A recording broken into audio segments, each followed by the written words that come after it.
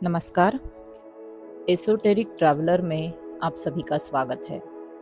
आशा करती हूँ कि आप और आपका परिवार कुशल मंगल होंगे, स्वस्थ और सुरक्षित होंगे और आप अपने साधना मार्ग में अच्छे से डटे होंगे। तो चलिए बढ़ते हैं आज के टॉपिक की ओर। मुझे बहुत सारे ईमेल के द्वारा काफ़ी लोग ये पूछ रहे हैं कि कैसे जाने कि हम आध्यात्मिक मार्ग पे चलना है, या फिर कैसे पता करें कि हमारा आध्यात्मिक मार्ग कौन सा है और आध्यात्मिक मार्ग पे चलने की सही उम्र क्या है। ऐसे सवाल मुझे ईमेल के द्वारा आ रहे हैं जो कि पर्सनल तो नहीं है, जो काफ़ी सोशल है। तो मैंने सोचा कि चलो इसी पे क्यों ना वीडियो बनाया जाए। तो मैं आपको बता दूं कि जो भी लोग मुझे पूछ रहे हैं कि कैसे पता करें कि कब अध्यात्म में उतरना है, तो आपको बता दूं कि ये सवाल बेसिकली ही गलत है। मतलब आपको स्पिरिचुअल राह पे कब चलना है ये आपके हाथ में होता ही नहीं है। अध्यात्म में आप अपने आप ही धकेले जाएंगे।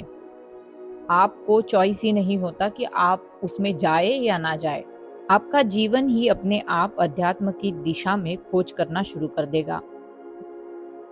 लेकिन हाँ, अध्यात्म के रास्ते में चलने से पहले कुछ लक्षण आपको जरूर दिखाई देंगे कि आपका अभी अध्यात्म की ओर मुड़ने का समय हो गया है और आपने अध्यात्म को पूरे मन से स्वीकारना चाहिए।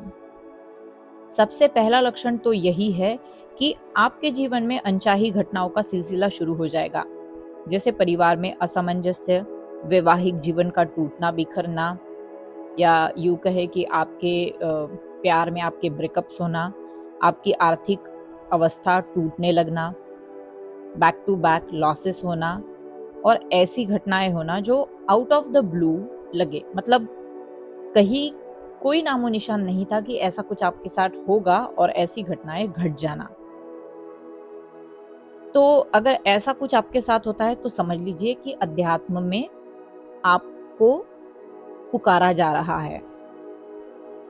दूसरा लक्षण है कि आपका घर परिवार सब कुछ ठीक ठाक होते भी, देखिए पहले इसमें तो हमारा पूरा पारिवारिक प्रॉब्लम और इन बातों के बारे में हमने बात की, लेकिन अभी जो दूसरा लक्षण है उसमें आपका सब ठीक है। मतलब आपकी फाइनेंशियल, सोशल, परिवार की कंडीशन सब सब सब सब ठीक है, लेकिन फिर भी आपको जीवन में एक वैक्यूम सा लगेगा। मतलब सब कुछ होते हुए भी आपको ये महसूस होगा कि आप आधे अधूरे हो और कुछ खोजना बाकी है। मतलब आपको हमेशा अधूरा अधूरा महसूस होते रहेगा। आपको लगेगा कि भाई जिंदगी में कुछ तो कमी है। अभी देखो, ये जो लक्षण है ना, ये बहुत ही उच्च कोटि का लक्षण है, क्योंकि यही लक्षण भगवान तथागत गौतम बुद्ध में भी पाया गया था और रामण्णा महर्षि में भी पाया गया था। और बहुत सारे एनलाइटेंड गुरु के बारे में अगर आप जानेंगे, अगर उनकी जीवनी पढ़ेंगे, तो आपको ये दिखाई देगा। अगला लक्षण है, ज्यादा से ज्यादा आपको अकेले रहने का मन करेगा। मतलब आपकी अकेली रहने की भावना जो है वो प्रबल होती जाएगी। अकेला रहने में आपको शांति और जो है उसके परे जाने की इच्छा होने लगेगी। अकेले रहते हुए भी आपको यह महसूस न होगा कि आपको दूसरे किसी व्यक्ति की जरूरत है। इसका मतलब यही है कि आप अध्यात्म की गहराइयां समझने के लिए सक्षम हो रहे हैं। इसके बाद का एक प्रमुख लक्षण और है कि लोग आपको समझने में असफल होते रहेंगे, आपके विचारों से कनेक्ट नहीं कर पाएंगे और आपका जो दृष्टिकोण है, हर चीज को देखने का जो आपका नजरिया है, उसको भी वो ग्रहण नहीं कर पाएंगे। तो समझ लीजिए कि आप अध्यात्म के राह पर चलने के करीब है। यदि बताए गए सभी लक्षण या इनमें से कुछ साइंस आपको दिख रहे हैं, तो अपने आप में आप समझ लीजिए कि आपकी आध्यात्मिक कॉलिंग हो रही है और अब समय है कि आपने आध्यात्मिक मार्ग पे चलना शुरू कर देना है, या आपको गुरु की प्राप्ति होना करीब है, जो आपके सोशल डिस्कनेक्शन को समझ पाए और आपको आध्यात्मिक डायमेंशन से अवगत कराए और गाइड करे। तो आपको ज्यादा फिक्र करने की जरूरत नहीं है या फोर्सफुली अपने आप को स्पिरिचुअलिटी में डालने की भी जरूरत नहीं है। आपकी आध्यात्मिक यात्रा अपने आप शुरू हो जाएगी। दूसरा एक महत्वपूर्ण सवाल था कि अध्यात्म में जाने की सही उम्र क्या है। इसका जवाब है कि भाई कोई सही उम्र नहीं है।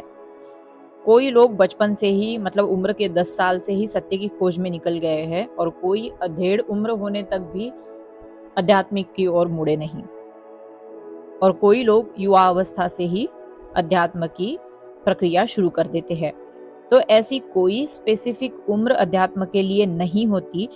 जिसके भाग्य का ताला खुलना होता है वह किसी भी उम्र में खुल सकता है। लेकिन हाँ, नॉर्मली अगर आप किसी आध्यात्मिक सेंटर में जाएंगे या किसी जगह जाएंगे तो उनकी जो एक एज क्राइटेरिया होती है वो 15 साल की उम्र में औपचारिक रूप से वह साधनाएं या दीक्षाएं दी जाती है। जब व्यक्ति युवावस्था में कदम रखता है तब यह साधनाएं दी जाती है, क्योंकि वो ब्रह्मचर्य का पालन कैसे करना है, जीवन में किस तरीके से आचरण करना है, इसको सही ढंग से समझ पाए और अध्यात्म को सही रूप से अपने जीवन में उतार पाए, जबकि उसके जीवन की नई नई शुरुआत होती है। तो बेसिकली औपचारिक रूप से तो 15 साल की उम्र में या 15 साल से ऊपर दीक्षाएं दी जाती है। मेरी स्वयं की गंभीर आध्यात्मिक यात्रा शुरू हुई थी उम्र के 33वें साल में। उससे पहले जब मैं 23 साल की थी तो मैंने एक दीक्षा ली थी, लेकिन शायद मैंने उस तरफ ध्यान नहीं दिया तो उससे मुझे इतना फायदा नहीं हो पाया। लेकिन अगर मैं पीछे मुड़ के देखती हूँ तो मैं अभी समझ पा रही हूँ कि स्पिरिचुअल कॉलिंग तो मेरी बचपन से ही थी, लेकिन बताने वाला या समझाने वाला कोई नहीं था उस वक्त। तो स्पिरिचुअलिटी में उतरने की जो है वो सही उम्र ऐसे कुछ नहीं है। आपकी जब भी कॉलिंग हो, जब भी एक्सीडेंटली आप स्पिरिचुअलिटी में चले जाए, आपकी आध्यात्मिक यात्रा शुरू हो जाती है। तो आशा करती हूँ कि आज के वीडियो से आपको आपके प्रश्न के उत्तर मिल चुके होंगे, और अगर आपको वीडियो सहायक लगती है तो ज़रूर इसे शेयर करें। अपने और अपने परिवार का ख्याल रखें, सुरक्षित रहे, स्वस्थ रहे। मैं मिलती हूँ आपको अगले वीडियो में एक नए टॉपिक के साथ। सबका मंगल हो, सबका कल्याण हो।